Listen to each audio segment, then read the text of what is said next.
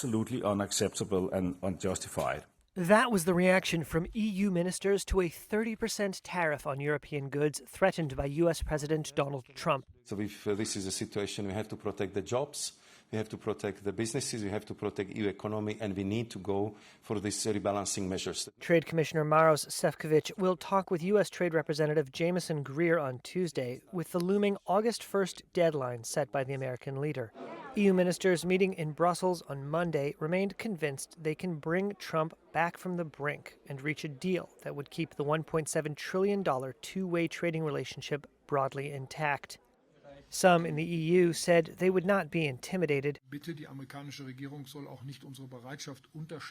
German Chancellor Friedrich Merz said the U.S. should not underestimate Europe's willingness to respond to excessively high tariffs with similar measures.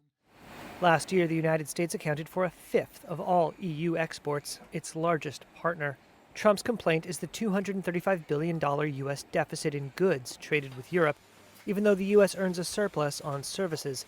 The impact of making European exports, from pharmaceuticals to autos, machinery, or wine, too expensive to be viable for American consumers, would be instantly tangible. Trump has threatened to impose 30% tariffs on all EU exports to the U.S., so that would affect the pharmaceutical sector, so that's one thing. Peter Bay Kierkegaard is the head of trade policy at a Danish industry group. He said Danish pharmaceutical companies, including industry giant Novo Nordisk, maker of weight loss drug Wegovy and diabetes medication Ozempic, could be hit.